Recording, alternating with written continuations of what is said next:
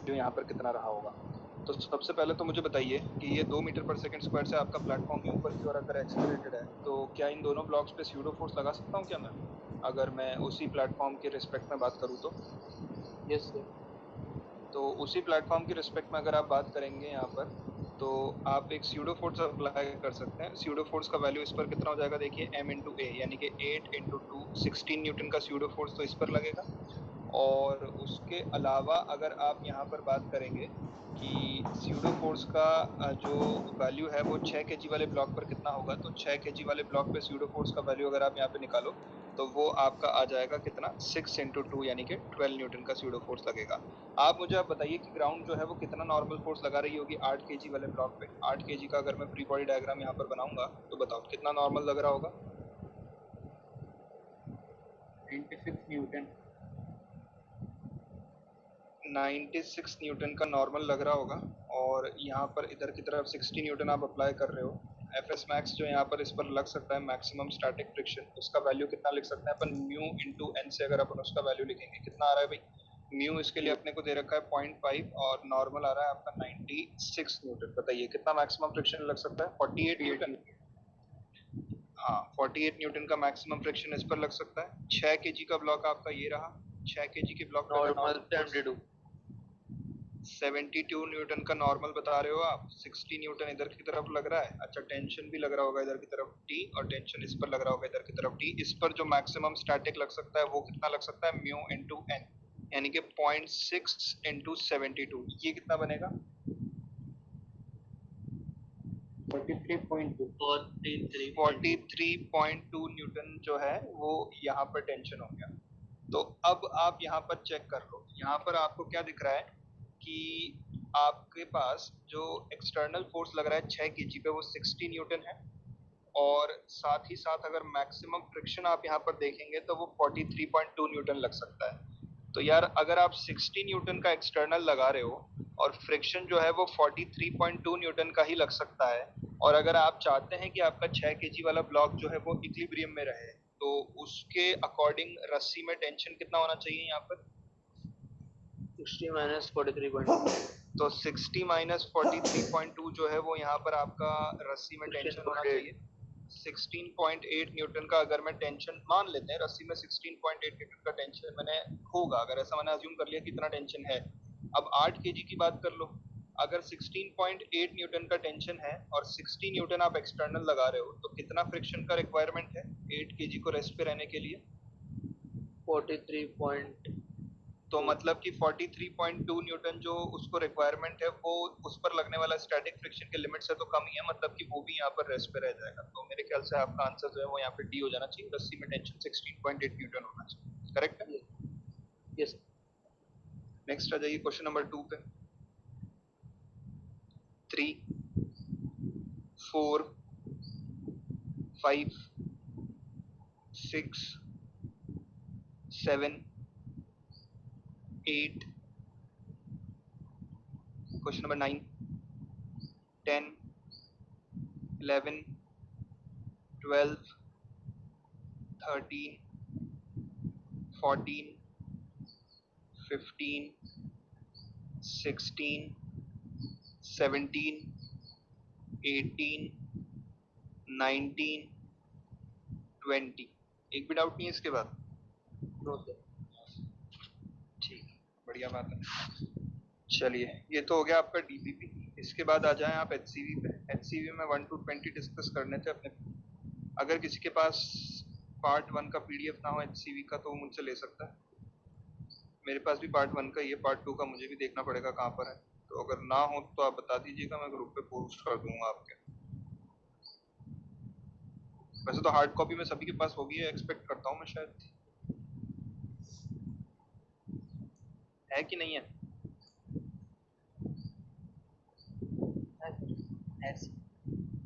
ठीक है, तो ये Newton laws of motion, page number बताएंगे सर्कुलर मोशन कहाँ से स्टार्ट हो रहा है? 114। ये रहा। बताइए भी सर्कुलर मोशन में 1 to 5 में किसी को कोई डाउट है? एक्सरसाइज के 1 to 5 आप चाहें तो सॉल्व एग्जांपल भी ट्राई कर सकते हैं इसके, और O1 और 2 भी ट्राई कर सकते हैं। ऑब्जेक्टिव 1 ऑब्जेक्टिव 2 भी मतलब इतनी कैलकुलेशन नहीं होती है, कंसेप्चुअल क्वेश्चंस होते हैं, थियोरेटिकल होते हैं मोस्टली, तो कैलकुलेशंस काफी कम होती है ऑब्जेक्टिव 1 और ऑब्जेक्टिव 2, तो ट्राई कर सकते हैं अगर आप चाहें तो, अच्छे क्वेश्चंस होते हैं वो भी। 1 to 5 में कोई डाउट है किसी को एक्सरसाइज में? सर 1 1 में आपको बोला गया है कि find the acceleration of the moon with respect to earth for the following data. Distance between the earth and moon is इतना, और time taken by the moon to complete one revolution around the earth is इतना। तो आपको basically moon जो है अर्थ के around revolve कर रहा है, आपको ऐसा बोला गया है। ये मान लीजिए आपका अर्थ है और ये आपका मून है, ये अर्थ हो गया, ये मून हो गया, तो मून अर्थ के अराउंड अगर रिवॉल्व कर रहा है तो उसका टाइम पीरियड आपको दे रखा है कितना, 27.3 डेज। तो सबसे पहले तो क्या करना, इस टाइम पीरियड को सेकंड में कन्वर्ट कर लेना। अब इसको सेकंड में अगर कन्वर्ट कर लोगे तो वहां से तुम्हारे पास क्या है, ओमेगा आ जाएगा, ओमेगा लिख देना 2 पाई बाई कैपिटल टी। वो टाइम पीरियड को सेकंड्स में कन्वर्ट करने के बाद 2 पाई बाई कैपिटल टी करोगे तो ओमेगा निकल जाएगा तुम्हारे पास रेडियन पर सेकंड में। और फिर मून जो है वो अर्थ के अराउंड सर्कुलर मोशन में है हम स्पीड के साथ, तो उसके ऊपर एक सेंट्रीपिटल फोर्स लगता है, आप लोग जानते हैं। तो सेंट्रीपिटल फोर्स का वैल्यू हो जाएगा आपका m omega square r। Omega आप ऑलरेडी यहाँ से कैलकुलेट कर चुके हो, और r जो है distance between earth and moon आपको ये दे रखा है 3.85 इंटू 10⁵ किलोमीटर। अब मास ऑफ मून शायद वो आपसे एक्सपेक्ट कर रहे हैं कि आपको पता होना चाहिए रफ, या फिर आप गूगल करके देख सकते हैं, वहां से आपका आंसर मैच कर जाएगा। ठीक है, यस सर। क्वेश्चन नंबर 2, 5 तक और कोई डाउट भाई किसी को? No sir. आसान क्वेश्चंस होंगे अगर किसी ने अटेम्प्ट किए होंगे तो। Yes sir. हाँ 6 to 10 में किसी को डाउट है? 11 to 15 में कोई डाउट? 16 to 20? हाँ बोलिए सर। ये जो 13th वाला है ना सर, सर इसका सर एक बार मोशन बता दीजिए सर, मोशन का मतलब समझा दीजिए सर। मतलब आंसर तो निकाल लिया सर, वही एक ही मतलब फॉलो करके मेथड, बस एक बार बता दीजिए सर इसका। 13 वाले में आपको दे रखा है simple pendulum is suspended from the ceiling of a car taking a turn radius 10 metre at a speed of 36 kilometers per hour. ठीक है, find the angle made by the string of the pendulum with the vertical if this angle does not change during the turn। भाई हो क्या रहा है, आपके पास एक car है, ये इस तरीके से आपके पास एक कार है, और वो कार जो है वो सर्कुलर टर्निंग पे इस तरीके से टर्न ले रही है, और उस कार के अंदर आपके पास ये एक पेंडुलम है। तो आपको बोला गया है कि कार जब सर्कुलर टर्निंग पे टर्न ले रही है ना, तो वर्टिकल से पेंडुलम जो है वो एक फिक्स्ड एंगल पे आ जाता है, इस तरीके से थीटा एंगल पे आ जाता है। तो आपको जो है वो थीटा एंगल का वैल्यू कैलकुलेट करना है, और पेंडुलम जो है वो during that circular turning pendulum वहां पर आपका इक्विलिब्रियम में है, मतलब कि पेंडुलम का वो जो वर्टिकल के साथ एंगल है ना वो नहीं बदलता है यहाँ पर। सर किस फोर्स की वजह से आता है सर वो साइड? यार अगर आप कार में खड़े होकर के देखेंगे तो एक सेंट्रीफ्यूगल फोर्स बाहर की तरफ लग रहा होगा आपके पेंडुलम पे, और उसके अलावा ग्रेविटी लग रही होगी, और उसके अलावा टेंशन लग रहा होगा। तो टेंशन का एक कंपोनेंट तो सेंट्रीफ्यूगल फोर्स को बैलेंस करेगा, और टेंशन का एक कंपोनेंट जो है वो ग्रेविटी को बैलेंस करेगा। ये वाला एंगल अगर आप थीटा मान लें, रस्सी में टेंशन टी मान लें, सेंट्रीफ्यूगल फोर्स को mv स्क्वायर बाई आर बोल देंगे, तो जो टी कॉस थीटा है आपका बेसिकली वर्टिकल के साथ एंगल थीटा ले रहे हैं अपन, तो टी कॉस थीटा जो है वो तो mg को बैलेंस कर देगा, और जो टी साइन थीटा जो है वो आपके mv स्क्वायर बाई आर यानी कि सेंट्रीफ्यूगल फोर्स को बैलेंस कर देगा। आपसे एंगल मेरे ख्याल से पूछा गया है, दोनों को डिवाइड कर दे, सारा डेटा आपके पास है। अच्छा सर, जैसे कि अगर कोई एक कार चल रही है उसके अंदर सर बॉब है सर, ऐसे ही पेंडुलम, तो सर जिस एक्सीलरेशन से कार चलेगी सर, तो उसी एक्सीलरेशन से ये बॉब के आगे चलेगा। हाँ तो ये कार जो है वो सर्कुलर टर्निंग ले रही है, तो स्पीड जो है कार का कांस्टेंट है। कार का कांस्टेंट अगर स्पीड अगर कार का कांस्टेंट है तो मतलब कि वो जो बॉब है आपका वो भी सर्कुलर मोशन परफॉर्म कर रहा है यूनिफॉर्म स्पीड के साथ। वही किया है ना मैंने यहाँ पर। Yes sir. 16 to 20 में कोई डाउट किसी को?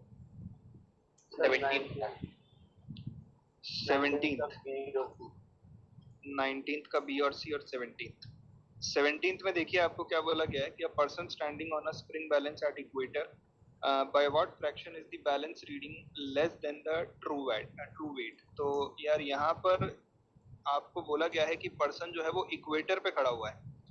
अब इक्वेटर पे अगर आपका पर्सन खड़ा हुआ है, एक मिनट रुके,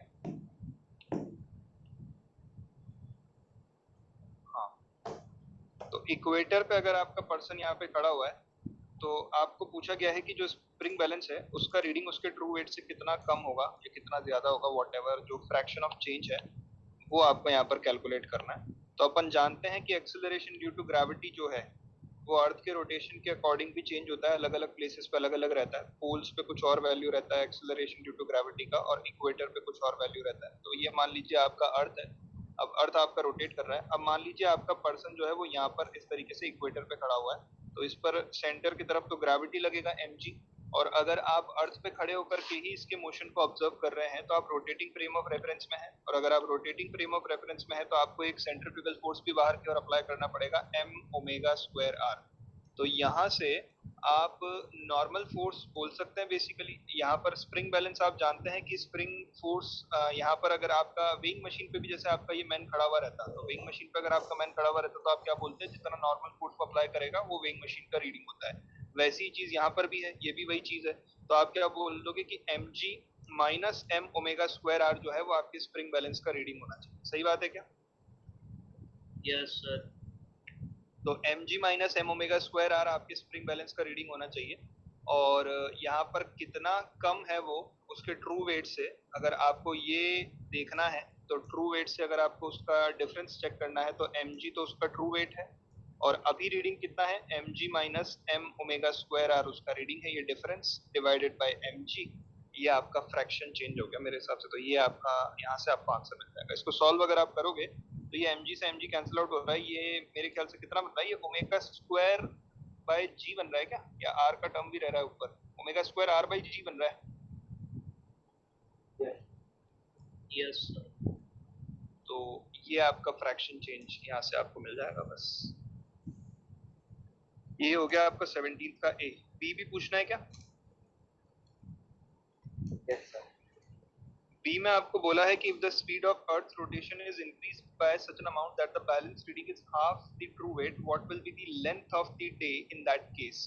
मतलब कि आपने क्या किया है, स्प्रिंग बैलेंस आपने अर्थ के रोटेशन को चेंज कर दिया, अर्थ ने जो है अपना ओमेगा बदल दिया, और अब अर्थ ने अपना ओमेगा कुछ इस तरीके से एडजस्ट किया है कि जो रीडिंग है ना स्प्रिंग बैलेंस की, वो ट्रू वेट की आधी रह गई है। तो स्प्रिंग बैलेंस की रीडिंग अगर ट्रू वेट की आधी रह गई है, मतलब कि mg minus m omega square r, ये स्प्रिंग बैलेंस की रीडिंग है आपकी, और ये क्या है, ट्रू वेट की आधी है, मतलब कि ये mg बाई 2 के बराबर है। करेक्ट है क्या?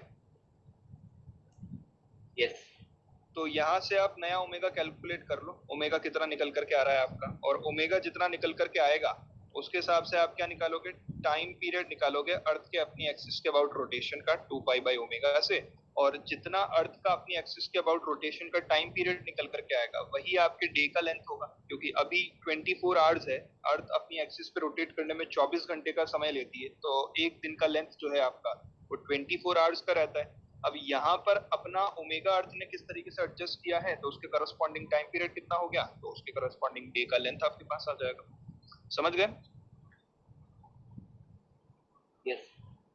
ठीक है, कैलकुलेशन आपको करनी पड़ेगी वो जरूर आपकी यहाँ। अच्छा, ये लोग मैक्सिमम केसेस में जो आंसर देते हैं वो 9.8 लेकर के देते हैं, तो कोशिश करिएगा 9.8 लेकर के कैलकुलेट करें। ये हो गया आपका क्वेश्चन नंबर 17। नेक्स्ट क्या पूछा था भाई किसी ने 20 तक? और 19 और सी, 19th का बी और सी। ठीक है सर ये भी बता दीजिए। ये भी बताना है, ठीक है। 19th में अगर अपन यहाँ पे डिस्कस करें कि एक मोटरसाइकिल है आपका, वो कांस्टेंट स्पीड से एक ओवर ब्रिज पे टर्न ले रही है, which is in the form of a circular arc of radius capital R and total length L. ठीक है, तो आपके पास एक ओवर ब्रिज है जो कि सर्कुलर आर्क के फॉर्म में है, मतलब इस तरीके का ओवर ब्रिज है आपके पास कुछ, ये ऐसा मान लेते हैं ये आपका ओवर ब्रिज है लेट से। और यहाँ पर आपके पास एक मोटरसाइकिल है जो कि इस तरीके से टर्न ले रही है, ये मोटरसाइकिल है आपका जो कि यहाँ पर इस तरीके से चलने वाली है इसके इस ओवर ब्रिज के ऊपर। ठीक है, उसके बाद आपको यहाँ पर बोला गया है कि जो लेंथ है ना, ये रेडियस तो r है सर्कुलर आर्क की, और जो लेंथ है वो टोटल l के बराबर दे रखी है आपको। तो ये वाला एंगल को पूरा अगर मैं थीटा बोल दूं तो आर्क लेंथ जो होता है वो रेडियस इंटू थीटा होता है, तो l is equal to r into theta के बराबर है। अब उसके बाद आपको बोला गया है कि मोटरसाइकिल जो है वो हाईएस्ट पॉइंट से स्टार्ट कर रही है, मतलब कि यहाँ से स्टार्ट करती है आपकी motorcycle. What can its maximum velocity be for which the contact with the road is not broken at the highest point. तो हाईएस्ट पॉइंट पर उसका मैक्सिमम वेलोसिटी क्या हो सकता है कि वो कांटेक्ट लूज ना करे इस पर्टिकुलर ट्रैक के साथ। तो हाईएस्ट पॉइंट पर अगर मैं इस बाइक के मोशन को ऑब्जर्व करूंगा, तो ये लो यार, ये आपकी बाइक है यहाँ पर। अब मैं मान लेता हूँ कि बाइक जो है वो 20 स्पीड से चल रही होगी, तो ग्रेविटी mg नीचे की तरफ लग रहा है, नॉर्मल फोर्स ऊपर की तरफ लग रहा है। अगर मैं यहाँ पर सेंट्रीपिटल फोर्स का इक्वेशन लिखूं, क्योंकि एक तरीके से सर्कुलर मोशन परफॉर्म कर रही है आपकी बाइक, तो वो हो जाएगा mg minus normal is equal to mv square by r. अब आपको क्या चाहिए, वेलोसिटी का मैक्सिमम वैल्यू चाहिए।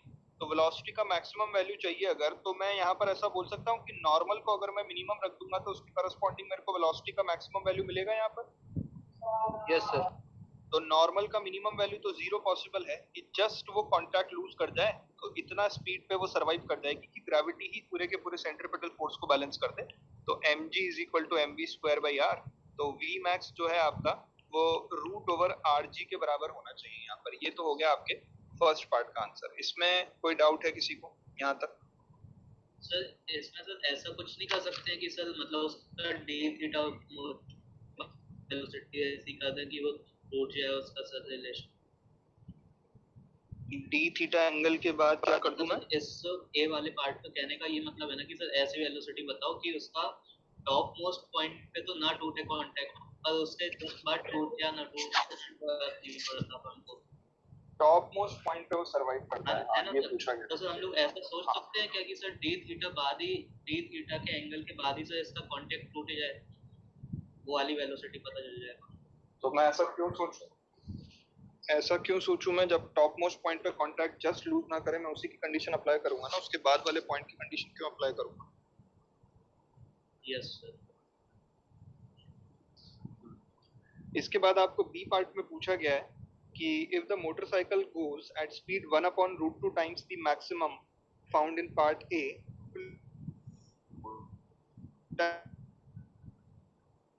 वो कितने स्पीड, अब वो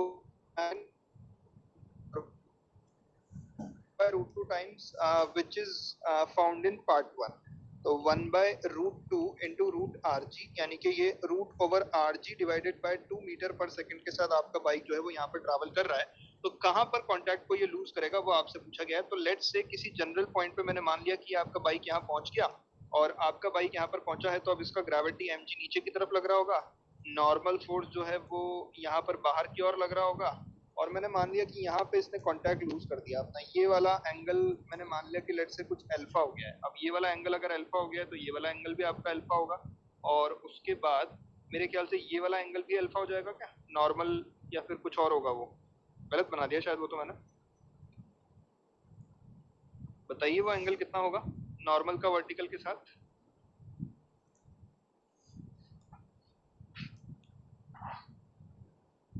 सेंट्रीपिटल फोर्स का इक्वेशन बताएं यहाँ पर, क्या लिखूं मैं?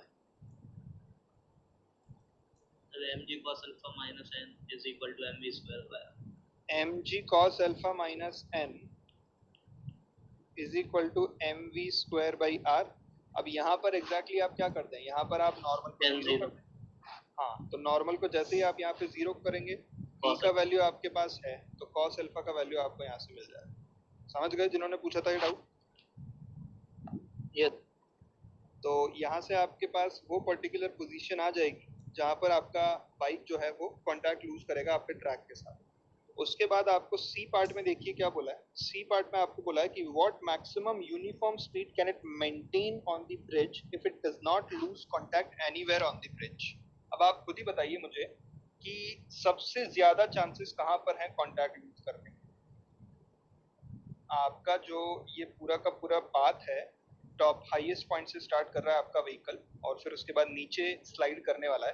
तो हाईएस्ट पॉइंट से स्लाइड करके नीचे आने में सबसे ज्यादा पॉसिबिलिटी कहाँ की है कि कहाँ पर कांटेक्ट लूज हो सकता है। अगर वहां पे सरवाइव कर गया तो बाकी के पाथ पे तो सरवाइव कर ही जाएगा। वो वाली चीज मैं आपसे पूछना चाह रहा हूँ। उसके नीचे वाले पॉइंट पे सर जहाँ पे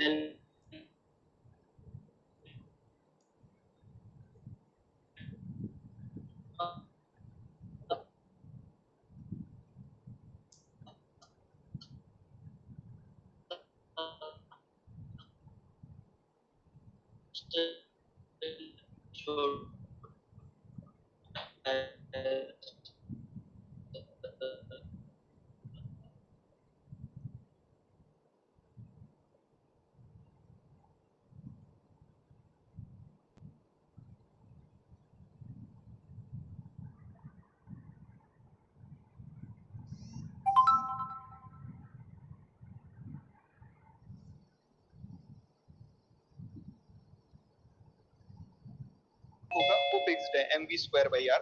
तो रिक्वायर्ड सेंट्रीपिटल फोर्स का वैल्यू तो फिक्स्ड है। अब ये वाली अमाउंट आपकी कम होती जा रही है mg cos अल्फा। अगर ये आपका mg cos अल्फा जब मिनिमम होगा, जो कि कहां पर होगा, इस वाले पॉइंट पर मिनिमम होगा, ये कॉर्नर वाला जो पॉइंट होगा, लास्ट पॉइंट जो होगा, यहाँ पर ये मिनिमम होगा। अगर ये यहाँ पर सेंट्रीपिटल फोर्स को बैलेंस कर पाया, मतलब कि ये मिनिमम mg cos अल्फा का वैल्यू जो है वो अगर mv स्क्वायर बाई आर के बराबर हो, तो फिर ऊपर वाले पाथ पे तो यहाँ पर कुछ ना कुछ नॉर्मल का वैल्यू आपको मिलेगा ही सही, क्योंकि वो जब mv स्क्वायर बाई आर का वैल्यू mg cos अल्फा के मिनिमम के बराबर है, तो जब mg cos अल्फा कुछ बड़ा होगा, अपने मिनिमम अमाउंट से कुछ ज्यादा वैल्यू रखेगा, तब तो आपको वहां पर कुछ पॉजिटिव नॉर्मल मिल जाएगा। तो बाकी के पाथ पे तो वो कांटेक्ट लूज नहीं ही करेगा। इसका मतलब ये है। तो मतलब कि आप यहाँ पर सरवाइव करवा दीजिए, एंड वाले पॉइंट पर तो वो अपने आप सरवाइव कर जाएगा। ठीक है, कैलकुलेट कर लेंगे कैसे करना है। ये बेसिकली पूरा एंगल अगर अपन ने थीटा लिया है, तो आधा एंगल जो है वो थीटा बाई 2 हो जाएगा। तो यहाँ पर ग्रेविटी लगेगी mg, और एंगल आपके पास ये थीटा बाई 2 हो जाएगा। यहाँ पर नॉर्मल लगता है ऐसे, तो आप क्या बोल देंगे, mg cos theta by 2 is equal to mv square by r. ये क्यों कर दिया मैंने, नॉर्मल को मैंने जीरो कर दिया उस पर्टिकुलर पॉइंट पे। तो यहाँ से जो है वो आपको स्पीड मिल जाएगी कि कितना स्पीड आपका रहना चाहिए। और थीटा का वैल्यू आप ऊपर देख लीजिए, मैंने ऑलरेडी लिखा हुआ है, थीटा का वैल्यू l अपॉन आर है। तो थीटा बाई 2 का वैल्यू जो है वो l अपॉन 2r के बराबर होगा। तो थीटा बाई 2 का वैल्यू यहाँ पर रिप्लेस कीजिएगा l अपॉन 2r, तो वहां से आपको स्पीड मिल जाएगी। ये देखिए mg into cos l upon 2r is equal to mv square by r। तो यहाँ से जो आपका v का वैल्यू है वो root over rg into cos of l upon 2r, ये आपका आंसर हो जाएगा। और कोई डाउट टिल क्वेश्चन नंबर 20 तक? ठीक है, तो कल जो है नेक्स्ट क्लास में 21 टू 30 हम लोग डिस्कस करेंगे। अगर आप ध्यान से देखेंगे ना, तो काफी सारे क्वेश्चंस आपके आरआरपी के इसी में कवर हो रहे हैं। जैसे कि ये मैं आपको बताऊं, 22 नंबर क्वेश्चन जो है आपका, ये डायग्राम वाला, ये शायद आपके आरआरपी में है और ये यहीं से लिया गया है। उसके बाद मैं आपको बताऊं तो ये वाला क्वेश्चन भी आपके आरआरपी में है, ये ट्रैक वाला, ये भी यहीं से लिया गया है। ये वाला क्वेश्चन आरआरपी में है, ये भी यहीं से लिया गया है। और ये वाला क्वेश्चन भी आरआरपी में है, ये भी यहीं से लिया गया है। तो 17 में से 5-6 क्वेश्चन तो आपके आरआरपी के यहीं से कवर हो जाएंगे। चलिए, और कुछ, और क्या था?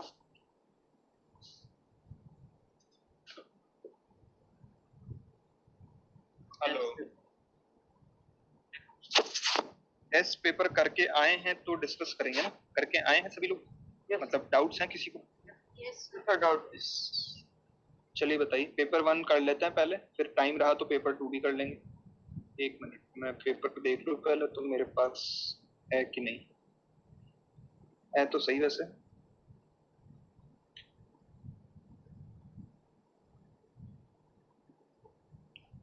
बताइए, तब तक बताइए। पेपर 1 में बोलिए, क्वेश्चन बोलिए।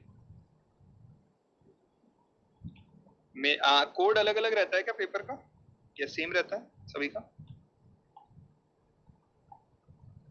क्वेश्चन नंबर 1 कौन सा है आपके पेपर 1 में? सेम ही होता है। पेपर 1 में क्वेश्चन नंबर 1 क्या है आपके?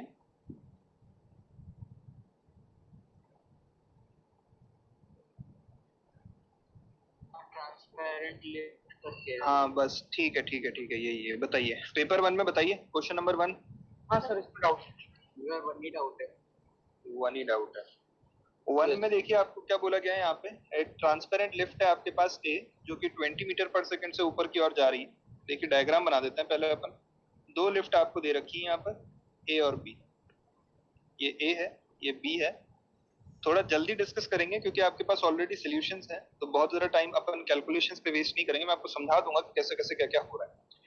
तो आपको बोला गया है कि ट्रांसपेरेंट लिफ्ट ए जो है ना, going upwards with velocity 20 metres पर सेकंड, ये 20 मीटर पर सेकंड की वेलोसिटी से ऊपर जा रही है और retarding at a rate of 8 metres पर सेकंड स्क्वायर, मतलब कि इसका एक्सेलरेशन जो है वो डाउनवर्ड डायरेक्शन में होगा। रिटार्ड कर रही है मतलब कि वेलोसिटी के ऑपोजिट डायरेक्शन में एक्सेलरेशन एग्जिस्ट करेगा उसका 8 मीटर्स पर सेकंड स्क्वायर डाउनवर्ड डायरेक्शन में।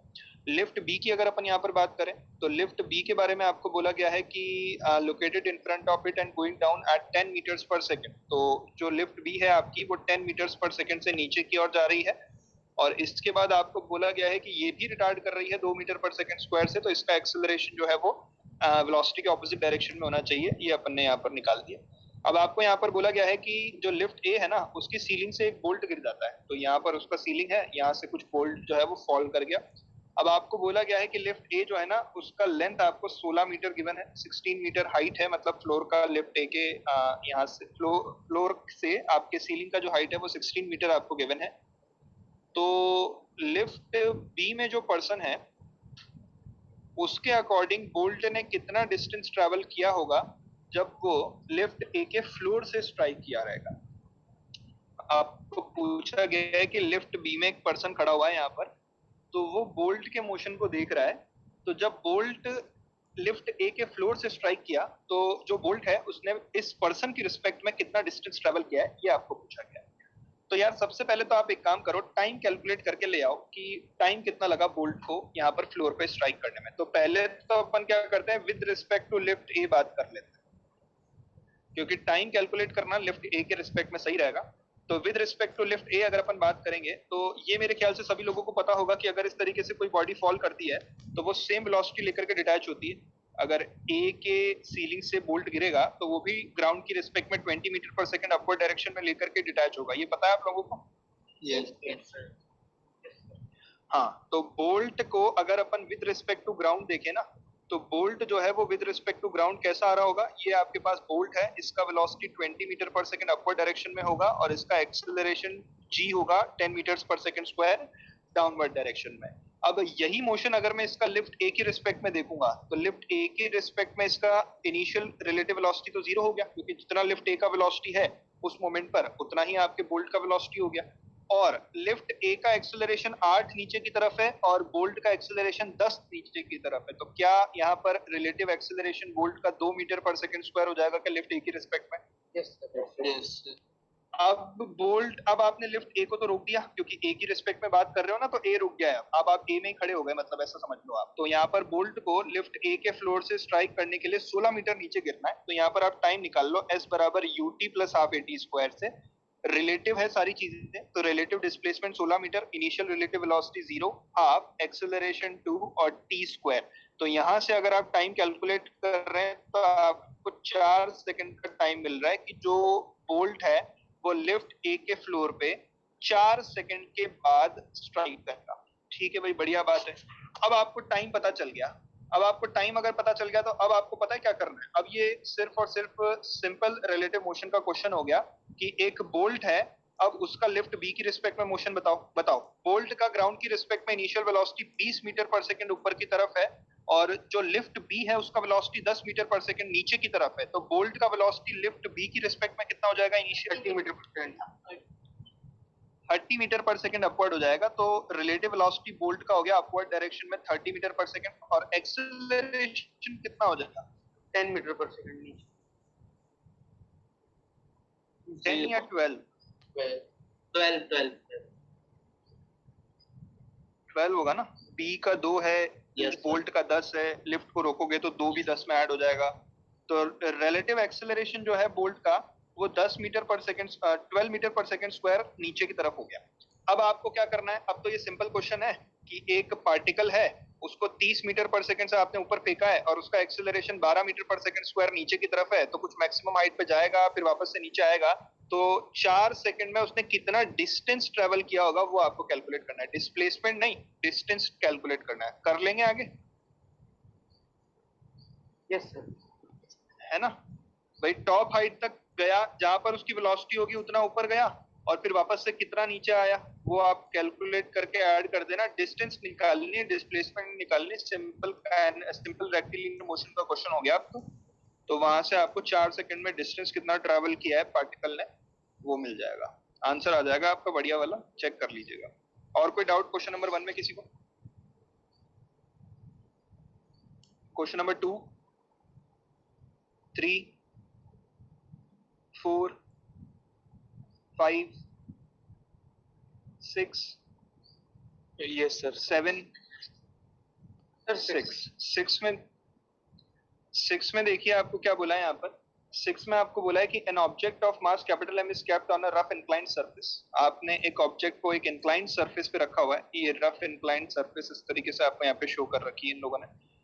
और उसके बाद आपको इंक्लाइंड सरफेस का एंगल जो है वो थीटा बताया गया है यहाँ पर हॉरिजॉन्टल के साथ, और mu s is equal to mu k है। Coefficient of static friction is equal to coefficient of kinetic friction आपको ऑलरेडी मेंशन्ड है यहाँ पर। और एंगल ऑफ इंक्लिनेशन जो है वो ग्रेजुअली आप इंक्रीज कर रहे हैं। The net force FC offered by the surface on the object vary with the incline angle theta as shown in the figure।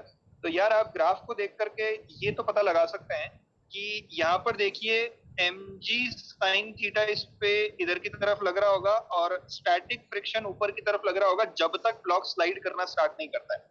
तो मैं ऐसा बोल सकता हूँ क्या कि 45 डिग्रीज के एंगल तक तो ब्लॉक पर जो स्टैटिक फ्रिक्शन है वो mg sin थीटा के बराबर होगा। सही बात है क्या? 45 आप अगर ग्राफ को ध्यान से देखेंगे तो 45 डिग्रीज के एंगल तक ब्लॉक पर जो फोर्स है जो सरफेस ने उसको ऑफर किया है, मतलब कि रोकने के लिए जो ऑफर किया है यहाँ पर, वो आपका फिक्स्ड है एक तरीके से। तो वो अगर आपका फिक्स्ड है तो वो बेसिकली किसके बराबर होगा? mg sin थीटा, और एक नॉर्मल फोर्स लगेगा, नॉर्मल फोर्स आपका बराबर होगा mg cos थीटा के। तो यहाँ पर mg sin theta plus mg cos theta का रिजल्टेंट अगर आप देखेंगे तो वो क्या mg ही निकल करके आ जाएगा। तो 45 डिग्री तक तो आपका जो फोर्स है वो mg के बराबर है। सही बात है क्या? Yes sir. तो ये आपको 10 न्यूटन दे रखा है, तो यहाँ से मास तो मेरे ख्याल से ब्लॉक का आपका 1 kg निकल करके आ गया। ये किसी को समझ में नहीं आया हो तो पूछे वापस। भाई स्टैटिक फ्रिक्शन जो होता है वो सेल्फ एडजस्टेबल होता है, जितना रिक्वायर्ड होता है उतना ही लगता है। तो जब तक स्टैटिक फ्रिक्शन का लिमिट अचीव नहीं हुआ है, थीटा का वैल्यू ग्रेजुअली इंक्रीज कर रहे हो ना, तो स्टैटिक फ्रिक्शन जब तक आपके ब्लॉक को स्लाइड होने से बचा सकता है तब तक तो वो mg sin थीटा के बराबर ही लगेगा ना। तो mg sin थीटा, और नेट कांटेक्ट फोर्स की बात हो रही है, मतलब नॉर्मल प्लस फ्रिक्शन के रिजल्टेंट की बात चल रही है। तो नॉर्मल प्लस फ्रिक्शन के रिजल्टेंट की अगर बात चल रही है तो फिर जब तक आपका ब्लॉक का क्या बोलते हैं इसको, एंगल ऑफ रिपोज बोलते हैं, एंगल ऑफ रिपोज जब तक अचीव नहीं होगा तब तक तो आपका नेट कांटेक्ट फोर्स ब्लॉक के ग्रेविटी के बराबर होगा, बेसिकली फ्रिक्शन और नॉर्मल का रिजल्टेंट जो होगा। उसके बाद आपको यहाँ पर कोएफिशिएंट्स ऑफ फ्रिक्शंस के बारे में कमेंट करने के लिए बोला गया कि कोएफिशिएंट ऑफ फ्रिक्शन जो है वो आपका √3 के बराबर है। तो बताओ यार कोएफिशिएंट ऑफ फ्रिक्शन कैसे निकालोगे आप? कोएफिशिएंट ऑफ फ्रिक्शन कितना होना चाहिए यहाँ से आपका? एंगल ऑफ रिपोज कितना है आपका? ग्राफ देख करके क्या लग रहा है?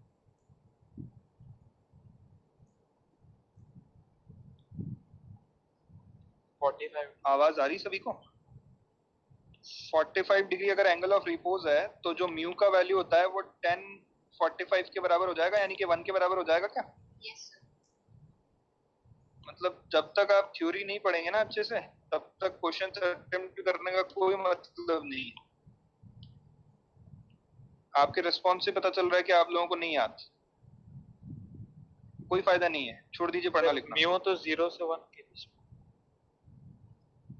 म्यू 0 से 1 के बीच में होगा। कोएफिशिएंट ऑफ फ्रिक्शन 0 से 1 के बीच में होता है। इस केस में कितना है वो पूछ रहा हूँ ना।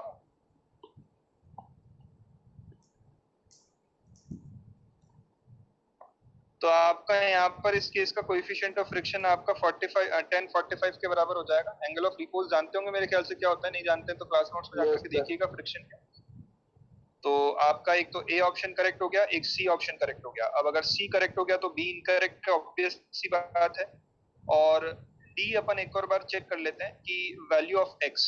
अब आप देखिए theta is equal to 60 degree जब हो जाएगा तो theta is equal to 60 degree पे आपके ब्लॉक पे कौन कौन से फोर्स लगा रही होगी सरफेस? एक तो नॉर्मल फोर्स लगा रही होगी mg cos 60 डिग्री, और एक साथ में फ्रिक्शन फोर्स लगा रही होगी mu into M G cos 60 degree, क्योंकि आप जानते हैं कि एंगल ऑफ रिपोज से ज्यादा एंगल है। अब एंगल ऑफ रिपोज आपका 45 डिग्री है और अब आपने जो इंक्लाइंड सरफेस है उसका एंगल 60 कर दिया है, मतलब अब ब्लॉक स्लाइड कर रहा है तो उस पर मैक्सिमम फ्रिक्शन लग रहा है, और मैक्सिमम फ्रिक्शन लग रहा है तो स्टैटिक और काइनेटिक का आपको मतलब काइनेटिक फ्रिक्शन लग रहा है अगर ब्लॉक स्लाइड कर रहा है तो, सॉरी गलत बोल गया मैं, तो काइनेटिक फ्रिक्शन अगर लग रहा है तो आपका स्टैटिक और काइनेटिक का कोएफिशिएंट जो है वो सेम है, तो म्यू का वैल्यू 1 हो गया, एम का वैल्यू 1 हो गया, जी का वैल्यू 10 हो गया, और ये फ्रिक्शन का वैल्यू आपका ये 1/2, और ये नॉर्मल का वैल्यू आपका mg/2। दोनों का रिजल्टेंट ले लो यार, यहाँ से जो रिजल्टेंट आ जाए वही आंसर है। Yes sir. है ना, मेरे ख्याल से ये 5 आएगा और ये भी 5 आएगा, तो 5√2 न्यूटन आपका जो है यहाँ पर कॉन्टैक्ट फोर्स होना चाहिए, और आपको ऑप्शन में 5√5 दे रखा है तो वो इनकरेक्ट हो जाएगा। नेक्स्ट आ जाए क्वेश्चन नंबर 7।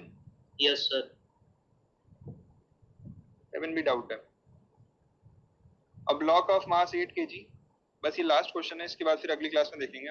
आप लोग तो सारे ही पूछ ले रहे हैं।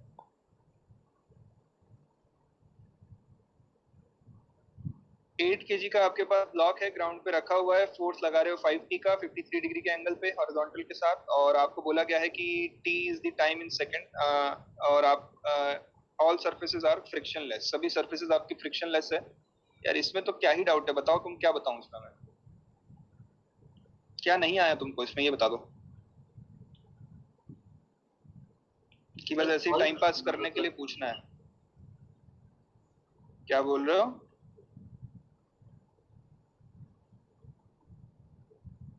सर सॉल्व नहीं हुआ था सर। सॉल्व तो करोगे तब होगा ना, नहीं करोगे या फिर पेन ही नहीं चलाओगे तो कैसे होगा सॉल्व? ये दो कंपोनेंट है आपके पास, 5t cos sin 50 ब्लॉक,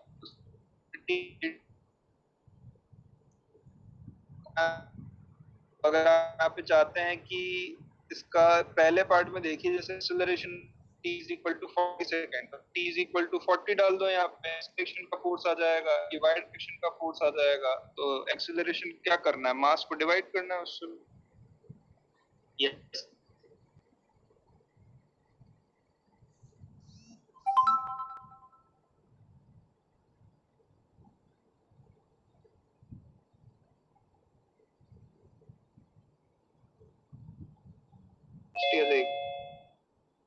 निकालिए क्या पढ़ रहे थे आप लोग, के डाउट नहीं पूछ के टाइम Yes. पास करने की कोशिश कर रहा है।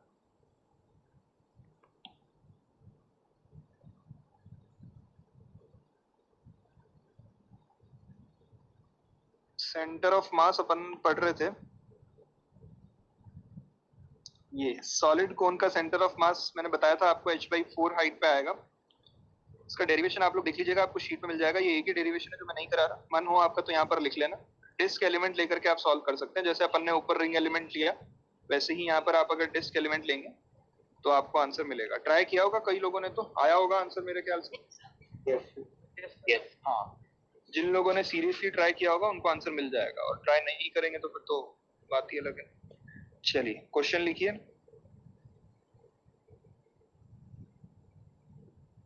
ये आपके पास एक स्क्वायर प्लेट है, स्क्वायर प्लेट का मास आपको कैपिटल M दे रखा है, और इसका साइड लेंथ जो है ना वो आपको 2r दे रखा है।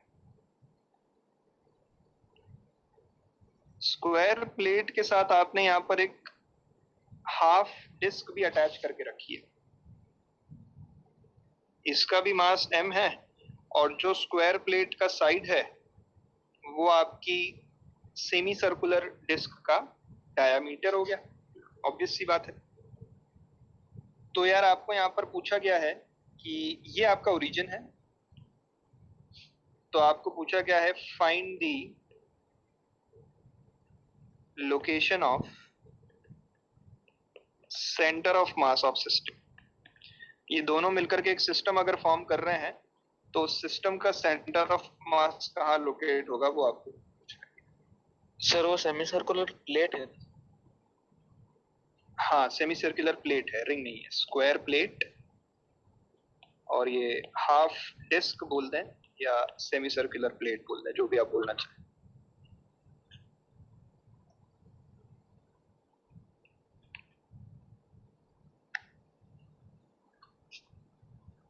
आराम से सॉल्व करें, सभी का एक बार में सही आंसर आना चाहिए। और जो स्क्वायर प्लेट है उसका सेंटर मैंने ओरिजिन लेट कर लिया है, उसके सेंटर को मैंने माना है कि ये ओरिजिन।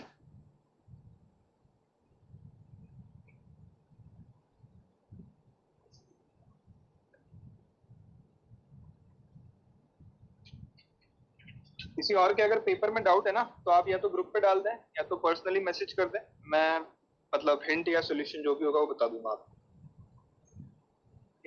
सारे ही क्वेश्चन ना डाल दें, बस ये बात का ध्यान रखें। सॉल्यूशंस तो आपके पास ऑलरेडी है मेरे ख्याल से, जिसमें आपको सॉल्यूशन में भी डाउट है आपको पूछ सकते हैं।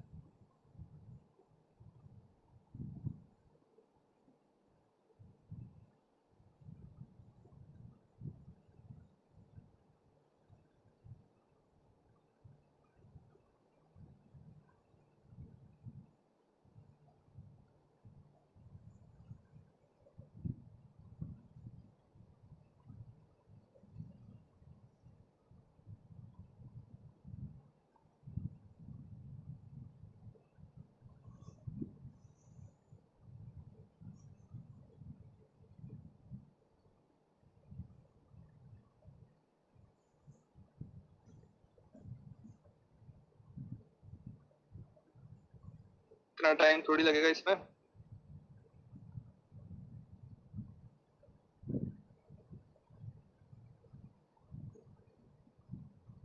स्क्वायर हाफ डिस्क का सेंटर ऑफ मास कहाँ पे आता है?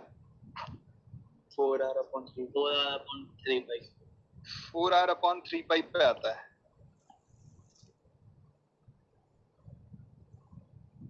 तो ये ज्योमेट्रिकल सेंटर हो गया आपके हाफ डिस्क का, तो उसका सेंटर ऑफ मास यहाँ कहीं आ रहा होगा 4r/3 पाई पे। ये लो। तो मैं ऐसा नहीं बोल सकता कि ये जो आपकी स्क्वायर प्लेट है इसका मास m है और जो हाफ डिस्क है उसका भी मास m है।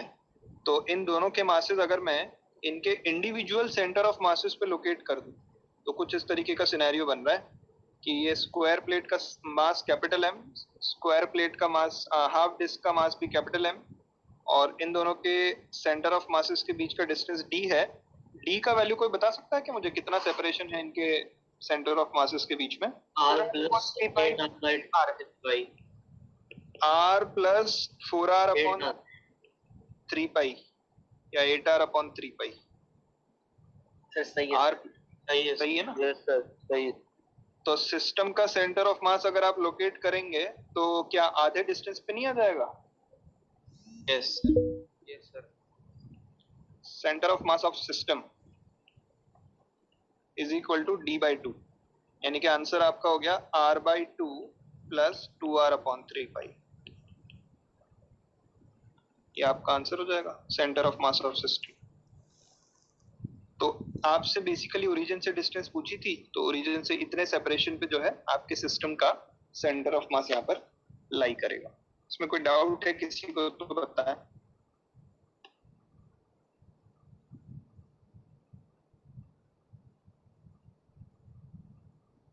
चलिए अगला क्वेश्चन देखिए।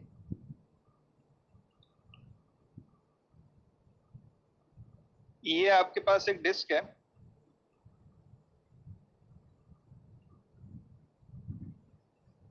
और आपने क्या किया है, इस डिस्क में से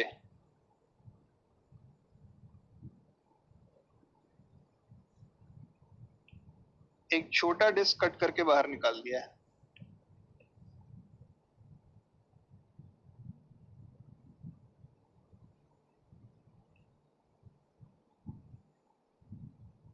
कुछ इस तरीके से। ये वाला क्वेश्चन मैं बता देता हूं आपको, इसी टाइप के फिर आगे के 2-3 क्वेश्चंस आप लोगों को ट्राई करना है।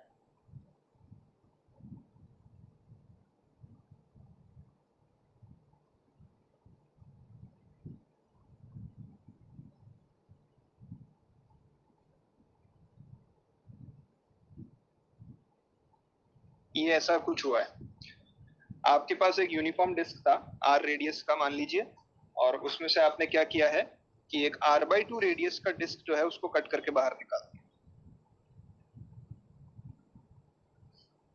क्वेश्चन लिख लेते हैं अपन। A disk of radius r by 2 is removed from a uniform disk of radius capital R as shown in figure. ठीक है, तो आपको क्या करना है, find the distance of centre of mass of remaining part from O. O point से remaining part के centre of mass का लोकेशन जो है वो आपको यहाँ पर फाइंड आउट करना है कि कहाँ पे रहा हो. क्वेश्चन समझ में आया सभी को? ठीक है, तो क्वेश्चन अगर आपको यहाँ पर समझ में आया तो अब आप लोग बताएं कि क्या करना चाहिए अपने को. किसी ने अगर ऐसा कोई, हाँ बोलिए. दोनों का सेंटर ऑफ मास मतलब पहले ये जो जिसका बिना कटा हुआ सर पहले उसका सेंटर ऑफ मास निकालना है सर. हाँ, जो कट गया है सर उसका सेंटर ऑफ मास, फिर शायद उन दोनों के बीच का सेंटर ऑफ मास मतलब माइनस करके. तो जो कटा हुआ पोर्शन है या कटा हुआ रिमेनिंग पोर्शन जो या फिर काट के बाहर निकाला गया है वो पोर्शन सर, वो वाला पोर्शन जो काट के बाहर निकाला है. काट के जो बाहर निकाला है. ठीक है सर, सही बोला. हाँ बताइए और बताइए. सर जो पोर्शन पहले था तब उसका कंट्रीब्यूशन कितना था सेंटर ऑफ मास में, सर वो निकालेंगे. हाँ, सेंटर पे उसको रखने के कितना कंट्रीब्यूशन था, फिर बाद में सर उसको माइनस कर देंगे. बाद में उसको माइनस कर देंगे. चलिए ठीक है, ये मतलब बोल तो सही रहे ये लोग, लेकिन उसको अपन प्रोसेस में कैसे लाएंगे या उसको अपन लिखेंगे कैसे मैथमेटिकली, वो यहाँ पर अगर अपन समझने की कोशिश करें तो आप देखिए इस तरीके के जितने भी क्वेश्चंस आप सॉल्व करेंगे moment of inertia mass moment से निकालेंगे. हाँ सही बात है. अपन रिजिड बॉडी डायनेमिक्स में जब मोमेंट ऑफ इनर्शिया पढ़ेंगे तो वहां पर भी जो अभी अपन कंसेप्ट यूज करेंगे वो काम आएगा. जब 12th में आप इलेक्ट्रोस्टैटिक्स पढ़ेंगे तो इलेक्ट्रोस्टैटिक्स में भी यही कैविटी कॉन्सेप्ट जो अपन यहाँ पर डिस्कस कर रहे हैं वो चीज वहां पर भी सेम तरीके से अपने काम आएगी. तो इसको यहाँ पर अच्छे से सीखने की कोशिश करें, है ना. ये 2-3 जगह पे काम आती है चीज, ये कंसेप्ट जो है आपका. आप सभी लोग ये जानते होंगे कि अगर किसी मैथमेटिकल इक्वेशन में अगर मैं +1 करके एक बार फिर -1 लिख देता हूँ, मतलब कि नेट इफेक्ट जो है वो मैथमेटिकल इक्वेशन पे नल रहता है. मतलब मैंने जो ये +1 किया और फिर एक बार -1 कर दिया किसी भी इक्वेशन में, तो मतलब मैंने उस इक्वेशन में किसी भी क्वांटिटी को चेंज नहीं किया ना, सेम क्वांटिटीज अभी भी हैं उस मैथमेटिकल इक्वेशन में. सही बात है. हाँ सर. तो यहाँ पर मैं क्या कर रहा हूँ, यहाँ पर मैं ये जो एरिया है, ये जो पोर्शन है जिसको मैंने कट करके बाहर निकाला है, एक बार मैं क्या करता हूँ इसको प्लस सिग्मा से फिल कर देता हूँ और एक बार माइनस सिग्मा से फिल कर देता हूँ. मास नेगेटिव नहीं होता, मैं जानता हूँ, आप लोग भी जानते हैं, लेकिन मैं मेरे समझने के लिए यहाँ पर क्या कर रहा हूँ कि एक बार इस ब्लैंक पोर्शन को मैंने पॉजिटिव मास के साथ फिल कर दिया. सिग्मा मतलब कि मास पर यूनिट एरिया. ये आपका बेसिकली 2D ऑब्जेक्ट है ना, डिस्क है, तो यहाँ पर मैंने मास पर यूनिट एरिया यूज किया है सिग्मा. तो यहाँ पर मैंने क्या किया कि एक बार जो है इस पूरे के पूरे पोर्शन को पॉजिटिव मास के साथ फिल कर दिया तो कैपिटल आर रेडियस का एक कंप्लीट डिस्क अपीयर होगा. और एक बार मैंने इस पोर्शन को नेगेटिव मास के साथ फिल कर दिया तो वो नेगेटिव मास जो है वो r/2 रेडियस का एक नेगेटिव मास का डिस्क यहाँ पर क्रिएट करेगा. ये बात समझ में आई क्या सभी को? Yes sir. मैं ये बोल रहा हूँ कि एक बार जब आपने यहाँ पर प्लस सिग्मा और माइनस सिग्मा किया ना, तो प्लस सिग्मा और माइनस सिग्मा करने से आपको दो चीजें मिली. एक तो आपको ये मिला कि आर रेडियस का आपको एक कंप्लीट डिस्क मिला और साथ ही साथ एक आपको यहाँ पर क्या मिला, r/2 रेडियस का नेगेटिव मास का आपको यहाँ पर एक डिस्क मिलेगा. r/2 रेडियस का प्लस सिग्मा से फिल किया तो वो r रेडियस वाला डिस्क पूरा हो गया और माइनस सिग्मा से फिल किया तो एक r/2 रेडियस का डिस्क यहाँ पे अपीयर हुआ. अभी बाद में पूछना, पहले मुझे कंप्लीट कर लेना.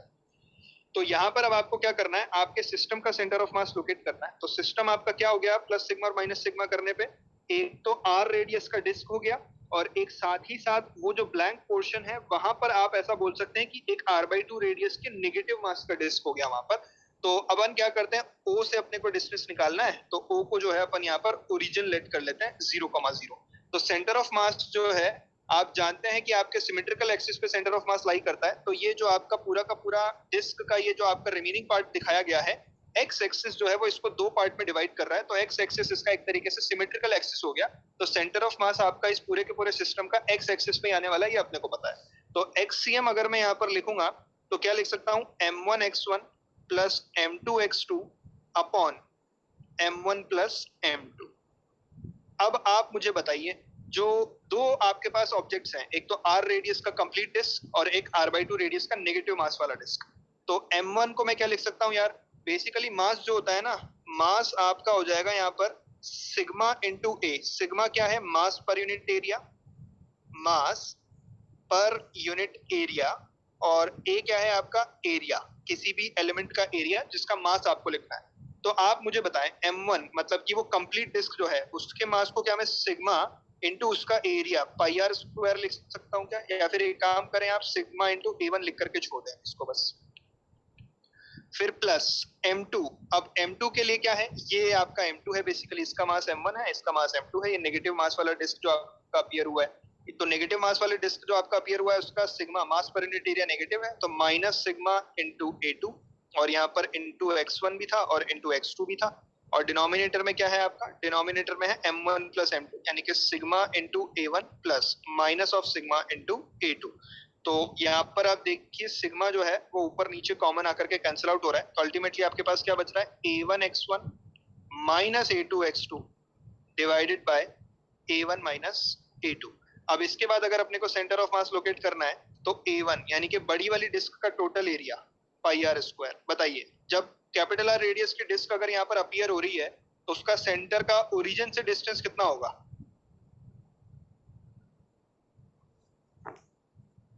कैपिटल आर रेडियस का डिस्क अगर अपीयर हो रहा है तो उसके सेंटर का ओरिजिन के साथ डिस्टेंस कितना होगा, 0। तो x1 का वैल्यू तो 0, माइनस a2 यानी कि जो छोटी वाली डिस्क है पाई आर स्क्वायर बाई 4 उसका एरिया हो गया, r/2 रेडियस है। जो छोटी वाली नेगेटिव मास वाली डिस्क है ना वो इसी यहाँ पर ही क्रिएट हो रही है बेसिकली यहाँ पर, तो इसका जो छोटी वाली डिस्क है उसका सेंटर O पॉइंट से कितना डिस्टेंस पे लाई कर रहा है,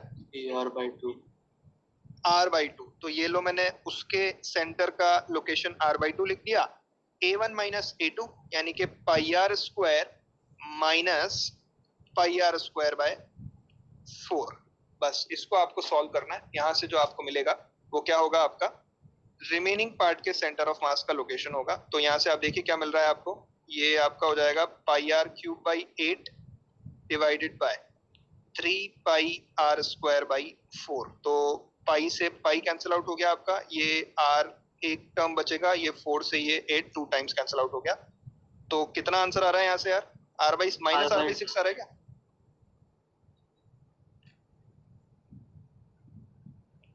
कितना आ रहा है, माइनस आर बाई 6 ही आ रहा है ना। यस सर, हाँ सर। तो माइनस आर बाई 6 पे जो है आपके रिमेनिंग पार्ट का सेंटर ऑफ मास लाई करेगा। माइनस का मतलब क्या है, ओरिजिन से लेफ्ट की तरफ, और ओरिजिन से लेफ्ट की तरफ आना भी चाहिए क्योंकि ज्यादा मास जो है वो ओरिजिन से लेफ्ट की तरफ ही कंसंट्रेटेड है। आप अगर इसमें डायग्राम में ध्यान से देखेंगे तो ये आर बाई 6 पे यहाँ पे आपके रिमेनिंग पार्ट का सेंटर ऑफ मास लोकेट हुआ है।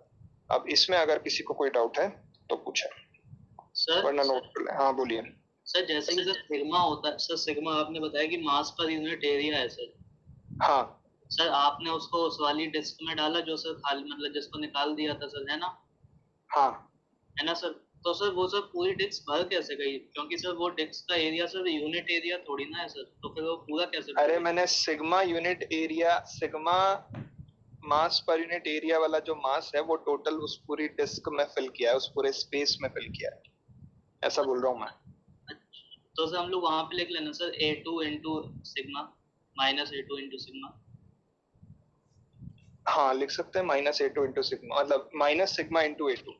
हाँ सर। इतना मास आपने वहां पर फिल किया है, मतलब भाई आपने उस पूरे स्पेस को एक बार पूरे के पूरे पॉजिटिव मास के साथ फिल किया, और इक्वेशन में +1 कर रहे हो तो इक्वेशन में -1 भी करना पड़ेगा ताकि आपका सिस्टम वही रहे। तो एक बार आपने फिर उसको एक नेगेटिव मास के साथ भी फिल कर दिया। मास नेगेटिव नहीं होता, हाइपोथेटिकल तरीका है सॉल्व करने। और कोई डाउट किसी को?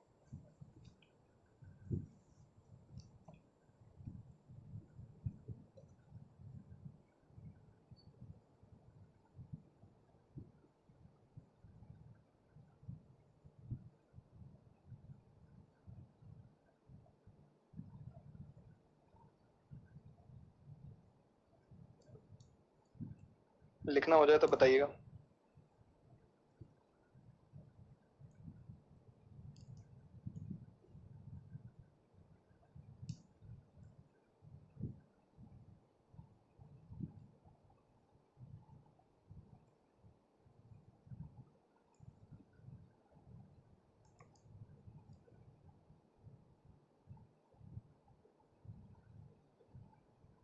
हो गया।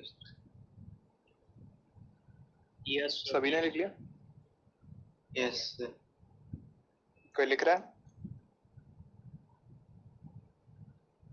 ठीक है, अगला क्वेश्चन देखिए।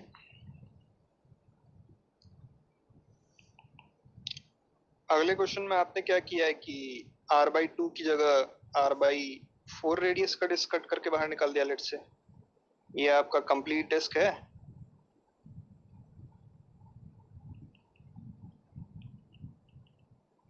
अब इसमें आपने क्या किया है, यहां से कट कर दिया, ये लो। तो वही क्वेश्चन है ऊपर वाला ही, बस रिमेनिंग पार्ट का सेंटर ऑफ मास लोकेट करना है आपको। क्वेश्चन आप चाहें तो लिख लेना कि a radius of a disk of radius r/4 is removed from a uniform disk of radius capital R, then locate the center of mass of remaining part। O point से डिस्टेंस निकालनी है, ये आपका O पॉइंट है। तो अब क्या लग रहा है आपको, रिमेनिंग पार्ट का सेंटर ऑफ मास कौन सी एक्सिस पे लाई करेगा? वाई। वाई एक्सिस पे लाई करेगा। हाँ,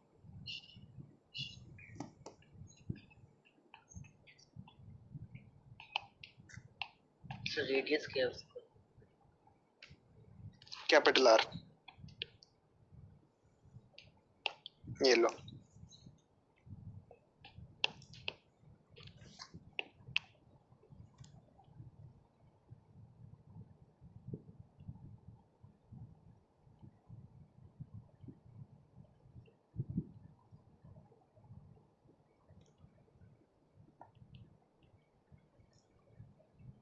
सर अभी भी वही है? नहीं, ये 0,0 आपका सेंटर हो गया। अभी भी वही तो नहीं आना चाहिए यार मेरे ख्याल से। तो देखिए सॉल्व करके अच्छे से।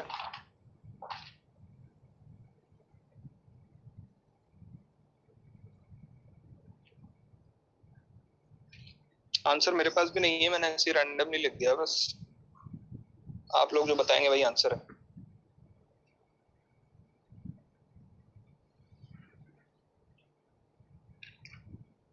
टेस्ट का सिलेबस जो है आपका, शायद वो सेंटर ऑफ मास कंप्लीट है नेक्स्ट, है ना? यस। ओके।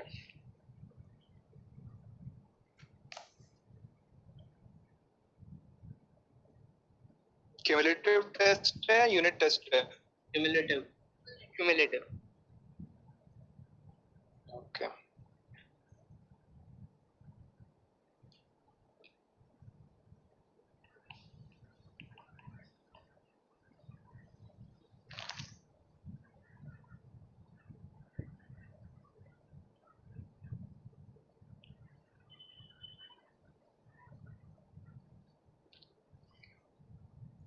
आजकल कितने लोग कर रहे हैं क्लास? 30।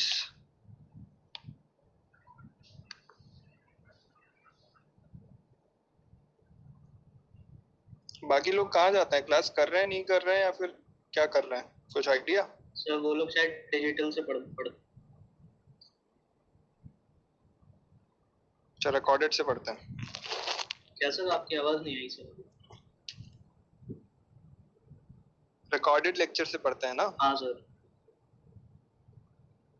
Recorded lecture. क्या बोल रहे हैं? आवाज नहीं आ रही है किसी ने कुछ। दो लोग एक साथ बोले कुछ। -r/60। -r/60।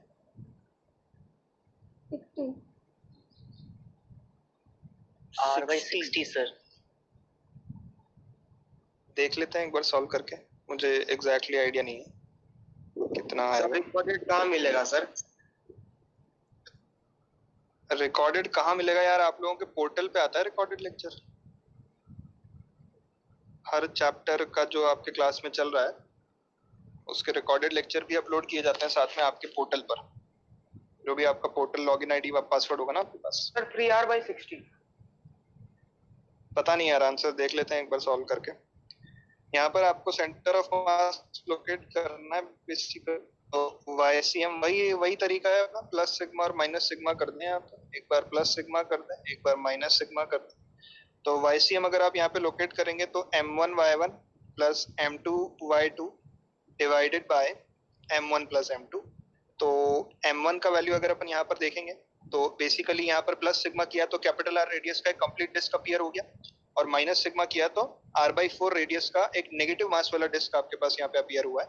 तो अगेन वही M1 का वैल्यू कितना लिख दोगे यार? M1 का वैल्यू लिख दोगे सिग्मा A1Y1, और M2 का वैल्यू हो जाएगा minus sigma into A2 into Y2 divided by ये हो जाएगा सिग्मा इंटू A1, और ये हो जाएगा minus of sigma into A2। Sigma आपका कॉमन आकर के अगेन कैंसिल आउट हो गया, तो YCM का वैल्यू आपका कितना आ जाएगा यहाँ से? A1Y minus A2Y2 divided by A1 minus A2। अब 1 किसके लिए अपन यहाँ पर लिख रहे हैं? कंप्लीट कैपिटल R रेडियस का जो डिस्क अपीयर हुआ है, और 2 किसको यहाँ पर अपन शो कर रहे हैं? R/4 माइनस यानी कि नेगेटिव मास का जो R/4 रेडियस का डिस्क आपका अपीयर हुआ है।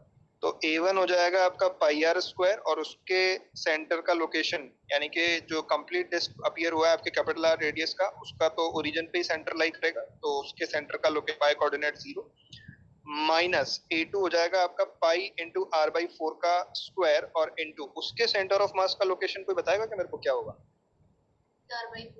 3R/4 3R/4। 3R/4 हो जाएगा, तो उसके सेंटर ऑफ मास का लोकेशन हो गया 3R/4 यहाँ पर, ये लो।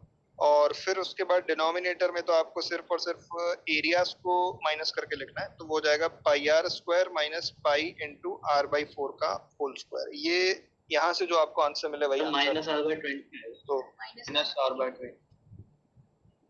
माइनस R/20 ये बता रहे हैं भाई ये लोग आंसर, तो माइनस R/20 आंसर है आपका। 60 काफी लोगों ने बोला था यार, 60 वालों ने क्या गलती की? 3R/60 सर वही है। आपने कहाँ से लोकेशन बताई थी? सर वही है सर, बस ऊपर 3R/60 है। अच्छा, तो ये माइनस R/20 जो है वो आपका, अच्छा 3R/60 बोल रहे थे क्या? मुझे लगा R/60 बोल रहे हैं। चलिए ठीक है, R/60 भी बोला था लोगों ने। R/60 भी बोला था, हाँ यार मुझे भी वही सुनाई दिया था, बट फिर मुझे लगा कि मुझे गलत सुनाई दिया होगा। कोई बात नहीं, अगला क्वेश्चन देखिए। इसमें कोई डाउट है किसी को तो बताएं। चलिए लिखें अगला क्वेश्चन। Yes. अगला क्वेश्चन देखें। ये आपके पास अगेन एक डिस्क है, और अब आपने इस डिस्क में से क्या किया है? एक स्क्वायर पोर्शन कट करके बाहर निकाला। ये आपका डिस्क हो गया, तो आपने इसमें से कुछ इस तरीके से स्क्वायर पोर्शन कट करके बाहर निकाला है, ऐसा। तो आपको यहाँ पर क्या करना है? रिमेनिंग पार्ट का सेंटर ऑफ मास लोकेट करना है। स्क्वायर जो आपने कट करके बाहर निकाला है ना, तो उसका जो डायगोनल है बेसिकली वो आपके डिस्क के रेडियस के बराबर है। दिख रहा होगा आपको यहाँ पर क्लियर, ये R रेडियस है आपके डिस्क का। तो रिमेनिंग पार्ट का सेंटर ऑफ मास लोकेट करके बताइए कहाँ आता है?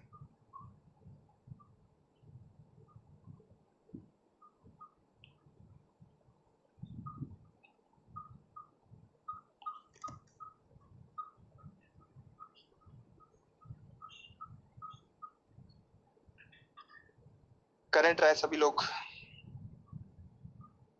पहले तो स्क्वायर का साइड निकालें ताकि आप एरिया निकाल पाए, और स्क्वायर का सेंटर ऑफ मास कहाँ आएगा वो निकालें।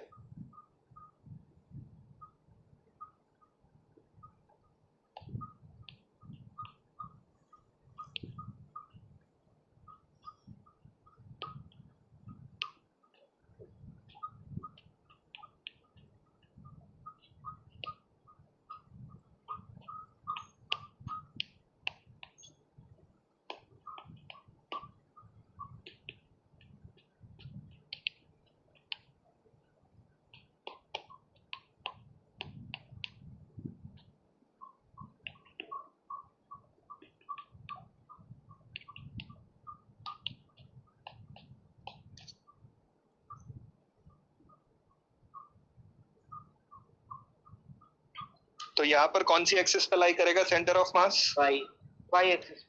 वाई एक्सिस पे लाई करेगा।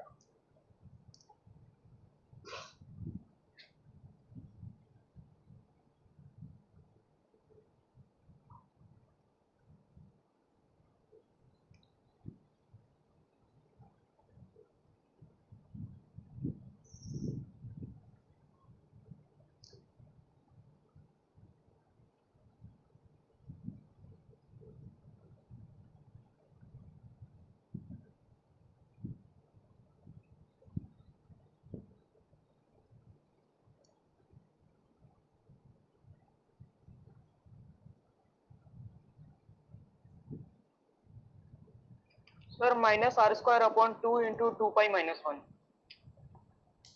Minus r square upon 2 into 2 pi minus 1 की तो यूनिट ही मैच नहीं करती मीटर से, तो मीटर स्क्वायर में हो गया। तो minus r upon 2 into 2 pi minus 1। हाँ ये करेक्ट है। वही। हाँ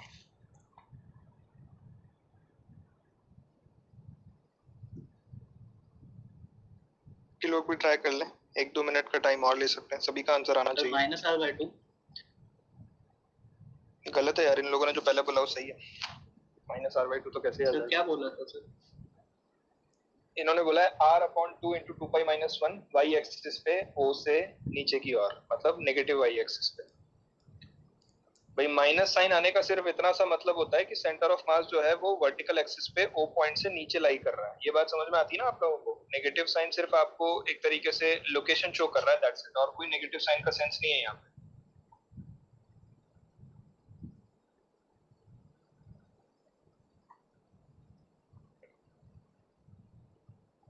आपका ये जो स्क्वायर है बेसिकली जो आपने कट करके बाहर निकाला है, उसका सेंटर अगर आप लोकेट करेंगे तो उसका सेंटर यहाँ से r/2 डिस्टेंस पे आएगा। तो यहाँ से अगर उसका सेंटर r/2 डिस्टेंस पे आ रहा है तो आप मुझे ये बताओ कि आपने जो स्क्वायर कट करके बाहर निकाला है इसका साइड लेंथ कितना हो जाएगा? r अपॉन रूट टू उसका साइड लेंथ हो जाएगा। अब ये तो बचपन वाली मैथ्स है, इसको तो अपन यहाँ पर सॉल्व नहीं करके दिखाएंगे। अब इसके बाद वही वाली कहानी कि सेंटर ऑफ मास लोकेट करना है YCM, तो एक बार प्लस सिग्मा से फिल कर दोगे इस पूरे पोर्शन को, एक बार माइनस सिग्मा से फिल कर दोगे। तो जब प्लस सिग्मा से फिल करोगे तो आपके पास एक कंप्लीट आर रेडियस का डिस्क अपीयर हो जाएगा, और एक बार जब माइनस सिग्मा से फिल करोगे तो एक नेगेटिव मास का r/√2 साइड लेंथ का स्क्वायर अपीयर होगा। तो दोनों का सिस्टम फॉर्म करके उस सिस्टम का सेंटर ऑफ मास अपने को लोकेट करना है। तो m1y1 plus m2y2 upon m1 plus m2। तो m1 का मतलब क्या है? Sigma a1 into y1 plus minus of sigma into a2 into y2 divided by sigma into a1 plus minus of sigma into a2। Sigma से sigma ये cancel out हो गया यहाँ पे आपका। तो YCM अगर आप यहाँ पे लोकेट करेंगे तो हो जाएगा a1 y1 minus a2 y2 divided by a1 minus a2। तो अब देखिए a1 मतलब कि कंप्लीट डिस्क का एरिया वो हो गया पाई आर स्क्वायर, उसके सेंटर ऑफ मास का लोकेशन तो ओरिजिन पे ही आ गया। माइनस a2 मतलब कि स्क्वायर का एरिया वो हो जाएगा r/√2 का स्क्वायर, मल्टीप्लाइड बाय उसके सेंटर ऑफ मास का लोकेशन हो जाएगा r/2 ओरिजिन से, और divided by pi r square minus r square by 2। तो इसको जब आप सॉल्व करोगे ना तो इसको सॉल्व करने पे आपको आंसर मिलेगा नेगेटिव साइन के साथ r divided by 4 pi minus 2। ये आपका आंसर है। नेगेटिव साइन सिर्फ इतना सा शो करता है कि सेंटर ऑफ मास जो है वो ओरिजिन के नीचे लाई कर रहा है, दैट्स इट। इसमें कोई डाउट है किसी को तो बताएं।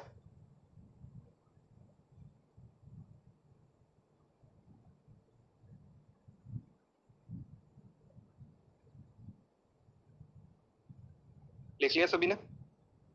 Yes sir. ठीक है, तो ये बेसिकली आपका क्या था, सेंटर ऑफ मास लोकेट करना अपन ने सीखा अभी तक कि कोई भी सिस्टम अगर आपको दे रखा होगा तो उसका सेंटर ऑफ मास कैसे लोकेट किया जाएगा। ठीक है, अब सेंटर ऑफ मास लोकेट करने के बाद अपन बात कर लेते हैं, अब लीनियर मोमेंटम का थोड़ा बहुत डिस्कशन अपन करेंगे। बेसिकली जो टॉपिक का नाम है वो तो है सेंटर ऑफ मास का मोशन, यानी कि motion of centre of mass. But motion of centre of मास में यहाँ पे लीनियर मोमेंटम भी आएगा आपका, लीनियर मोमेंटम का कंजर्वेशन भी आएगा आपका, और पार्टिकल्स का जो आपका सिस्टम होगा उसका काइनेटिक एनर्जी, उसका पोटेंशियल एनर्जी, वो सारी चीजें हम लोग यहाँ पर अब डिस्कस करेंगे, है ना। तो इसके बाद नेक्स्ट रीडिंग लिखिए आप अब, linear momentum of system of particles. linear momentum of system of particles।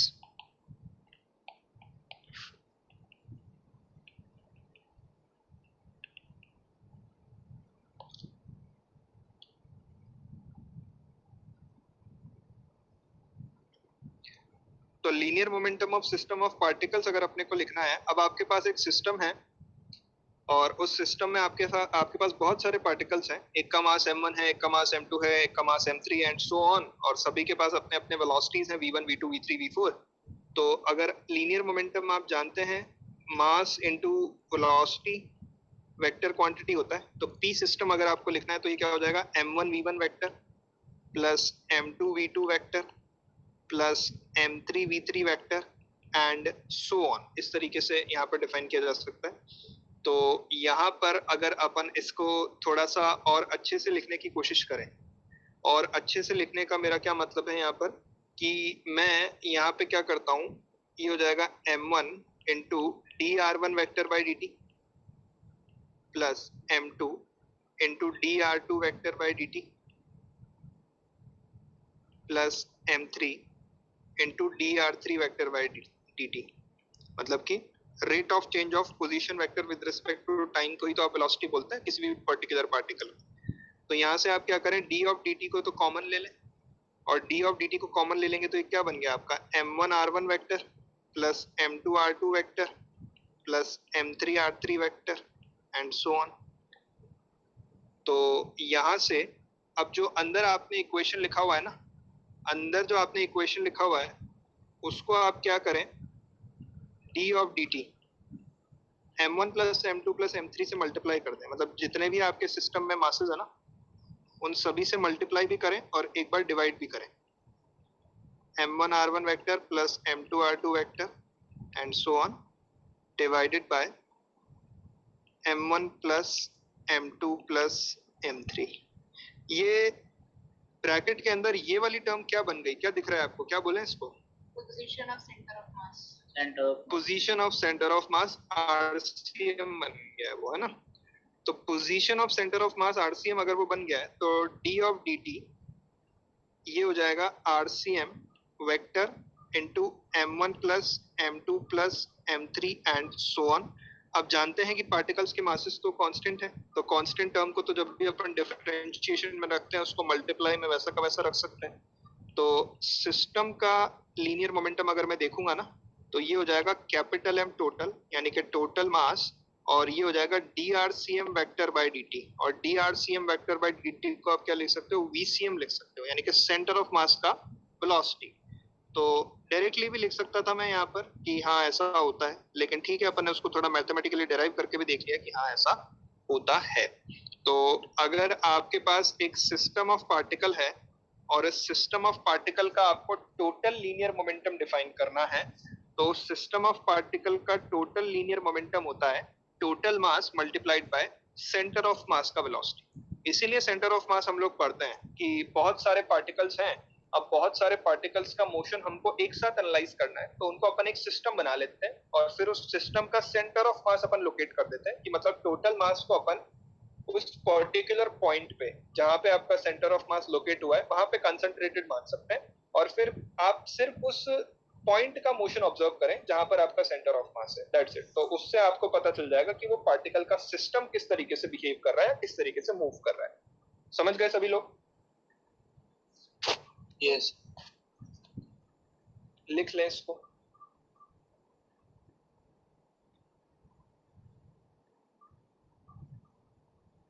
Sir ये जो पार्टिकल्स है सर ये सब अलग अलग होंगे ना सर? हाँ जी बिल्कुल अलग अलग पार्टिकल होंगे, मतलब कॉन्टिन्यूअस मास डिस्ट्रीब्यूशन भी हो सकता है और डिफरेंट डिफरेंट पार्टिकल भी हो सकते हैं। जैसे डिस्क है तो डिस्क जो है वो एक कंटिन्यूअस मास डिस्ट्रीब्यूशन है, मतलब कि Yes, सारे sir. मासेस आपस में कनेक्टेड हैं, जुड़े हुए हैं, और अलग अलग पार्टिकल मतलब अलग अलग पॉइंट मासेस भी हो सकते हैं आपके पास, है ना? Okay sir. हाँ,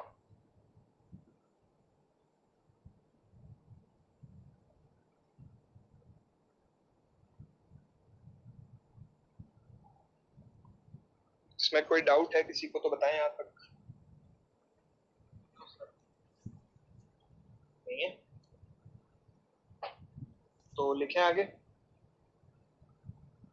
जैसे कि मैं आपको एक क्वेश्चन के थ्रू समझाने की कोशिश करता हूँ कि यहाँ पर बेसिकली ये जो अपन ने लिखा है इसका मतलब क्या है। देखिए, लिख रहा है कोई तो बताएं, रुकते हैं थोड़ा फिर। नहीं लिख रहे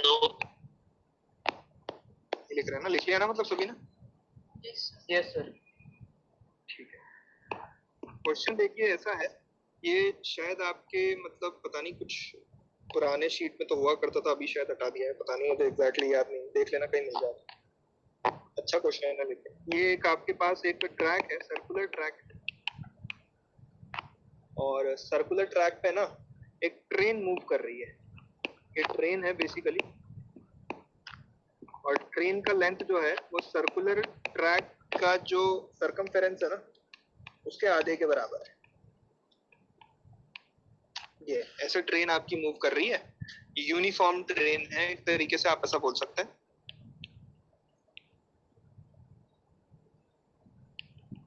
और v स्पीड के साथ इस सर्कुलर ट्रैक पे ये इस तरीके से मूव कर रही है, ठीक है। सर्कुलर ट्रैक का रेडियस आपका r है। तो आपको यहाँ पर, अच्छा, टोटल मास आपको कैपिटल M दे रखा है ट्रेन का, तो आपको यहाँ पर क्या करना है, find out the linear momentum of train.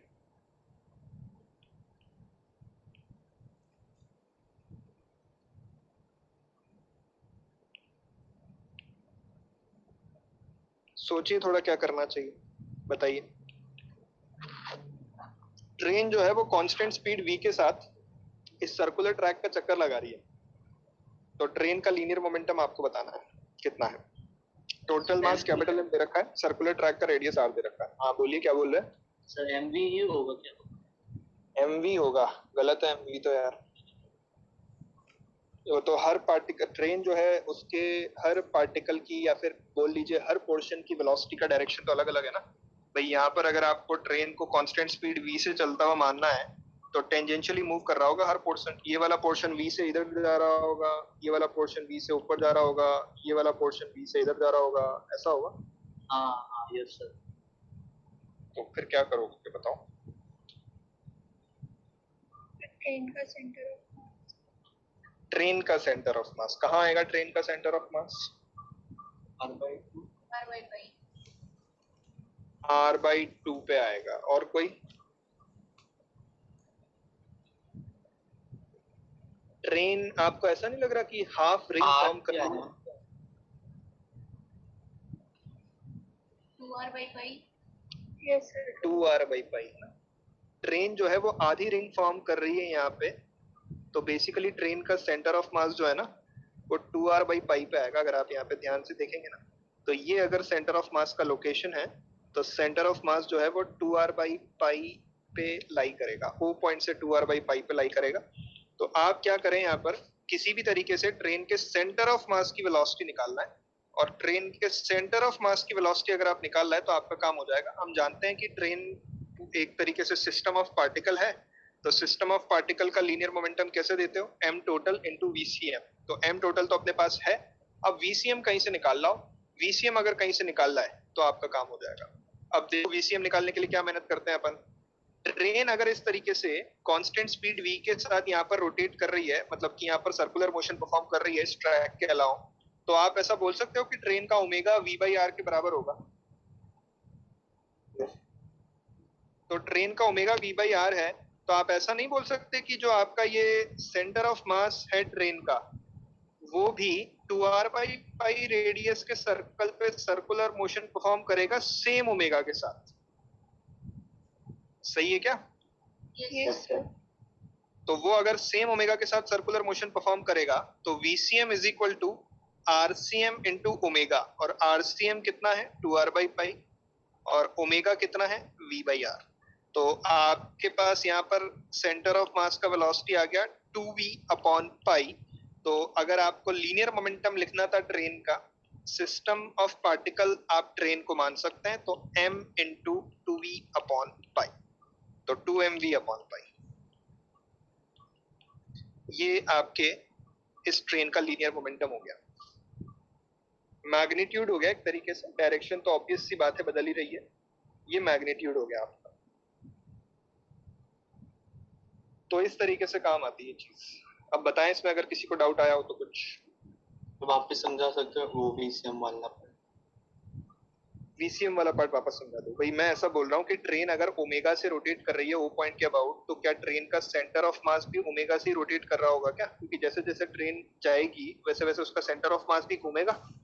Yes sir.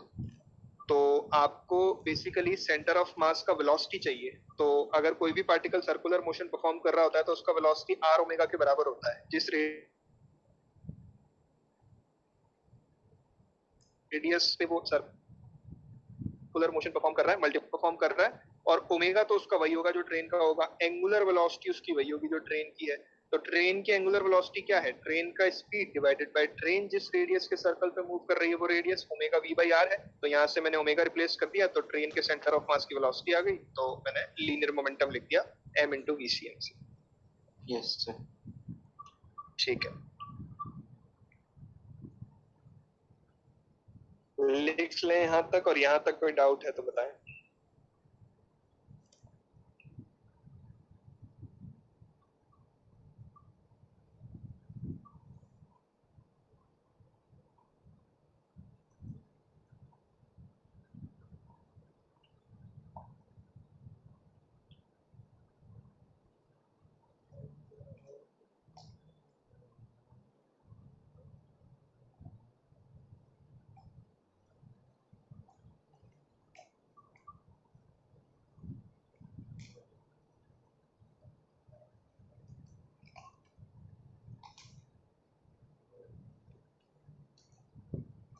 लिख लिया होगा सभी ने अब तो? हाँ सर। चलिए अगला अपन अब बात कर लेते हैं कि आपके पास इसी तरीके से अगर सिस्टम ऑफ पार्टिकल दे रखा है तो उसका पोटेंशियल एनर्जी और काइनेटिक एनर्जी किस तरीके से डिफाइन किया जाएगा, है ना। Potential energy of system of particle, potential energy of gravitational potential energy to be precise. अगर अपन ग्रेविटेशनल पोटेंशियल एनर्जी की बात कर लें तो gravitational potential energy of system of particles, kinetic की भी बात करेंगे और पोटेंशियल की भी बात करेंगे। तो ग्रेविटेशनल पोटेंशियल एनर्जी की अगर अपन यहाँ पर बात करें तो ये वैसे मैंने चैप्टर के स्टार्टिंग में आपको डिफाइन किया था, उल्टा डिफाइन किया था कि सेंटर ऑफ मास कैसे लोकेट करते हैं, वो मैंने आपको यहाँ से बताया था। अभी सीधा भी डिफाइन कर देते हैं। ये y एक्सिस है, ये x एक्सिस है, ये आपका z एक्सिस है। आपके पास पार्टिकल्स हैं, लेट्स से ये आपका m1 है, ये आपका m2 है, यहाँ पर आपका m3 है, और इनको तीनों को आप क्या कर रहे हैं, एक सिस्टम की तरह ट्रीट करना चाह रहे हैं यहाँ पर कि आपके पास एक सिस्टम है। बेसिकली ये आपका सिस्टम हो गया एक m1 plus m2 plus m3 का, तो ये सिस्टम है। अच्छा, acceleration due to gravity vertically downward direction में है, g डाउनवर्ड डायरेक्शन में एक्ट कर रहा है आपका। तो यहाँ पर, और जो मैंने रेफरेंस लेवल यहाँ पर अज्यूम किया है ना, रेफरेंस लेवल मेरा एग्जैक्ट प्लेन है। एग्जैक्ट प्लेन जो है वो क्या है आपका, रेफरेंस लेवल। रेफरेंस लेवल जानते हैं क्या पोटेंशियल एनर्जी में? रेफरेंस लेवल क्या होता है? यहाँ पे पोटेंशियल एनर्जी 0, जहां पर पोटेंशियल एनर्जी 0। बहुत ही बढ़िया। तो पोटेंशियल एनर्जी ऑफ सिस्टम अगर आपको यहाँ पर डिफाइन करनी है, तो पोटेंशियल एनर्जी ऑफ सिस्टम अगर आपको डिफाइन करनी है तो देखिए m1g(y1) plus m2g(y2) plus m3g(y3) and so on, इस तरीके से लिखी जा सकती है। तो यहाँ पर आप क्या कर लेंगे, ग्रेविटेशनल पोटेंशियल एनर्जी लिख रहे हैं, बेसिकली अपन g को कॉमन ले लें, ये हो जाएगा m1y1 plus m2y2 plus m3y3 and समझ गए होंगे आप लोग। अब वापस से मैं क्या करूंगा, वही m1 plus m2 plus m3 से मल्टीप्लाई करूंगा और एक बार डिवाइड करूंगा। तो आप जैसे ही मल्टीप्लाई करेंगे तो वो तो m टोटल बन जाएगा, तो उसको तो मैंने लिख दिया m टोटल इंटू जी, और डिवाइड में जो आपने m1 plus m2 plus m3 था वो आपको यहाँ पर YCM दे देगा। तो ये आपका यहाँ पर क्या हो जाएगा, आपके सिस्टम ऑफ पार्टिकल्स का potential energy, gravitational potential energy इस तरीके से डिफाइन किया जाता है, total mass into G into centre of mass का लोकेशन। इसमें भी मेरे ख्याल से कोई डाउट नहीं होना चाहिए, अगर किसी को है तो बताएं। ये मैं इसलिए बता रहा हूँ क्योंकि आगे क्वेश्चंस में ये सब चीजें अपने को काम आएंगी। अपन जब सिस्टम ऑफ पार्टिकल्स की बात करेंगे ना, क्वेश्चंस अपन जब फर्दर और सॉल्व करेंगे, मोशन ऑफ सेंटर ऑफ मास की जब अपन बात करेंगे, जब सेंटर ऑफ मास पार्टिकल्स के सिस्टम का मूव कर रहा होगा, तो फिर अपन इन सब चीजों को वहां पर यूज करेंगे।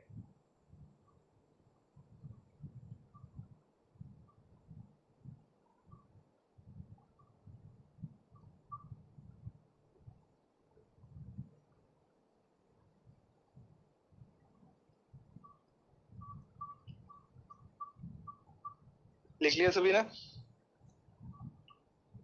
Yes yes sir. ठीक है, तो अब आप एक काम करिएगा, काइनेटिक एनर्जी में लिखना स्टार्ट तो करूंगा लेकिन फिर वो कंप्लीट होगा नहीं क्योंकि अब टाइम ऑलमोस्ट अपना हो ही चुका है। तो आप लोग ढूंढिए या फिर खुद से लिखने का ट्राई कीजिए, kinetic energy of system of particles. देखते हैं आप कितने क्या टर्म बना करके लाते हैं। Kinetic energy of system of particles. देखिएगा, कोशिश कीजिएगा कि पार्टिकल्स के सिस्टम की टोटल काइनेटिक एनर्जी किस तरीके से डिफाइन की जा सकती है।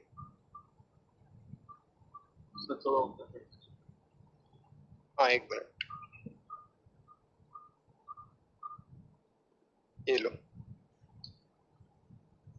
तो पार्टिकल्स के सिस्टम की काइनेटिक एनर्जी जो है वो किस तरीके से डिफाइन की जा सकती है, एक बार ट्राई करिएगा। अगर आपको मिलता है तो अच्छी बात है, और नहीं मिलता तो फिर अपन नेक्स्ट लेक्चर में डिस्कस करेंगे।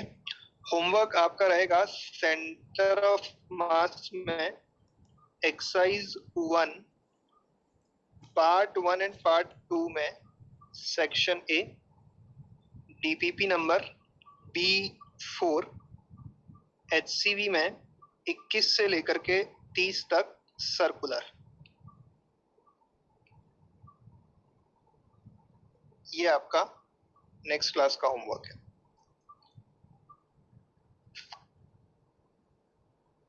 लिख लिया सभी ने या लिख रहे हैं अभी भी? लिख लिया।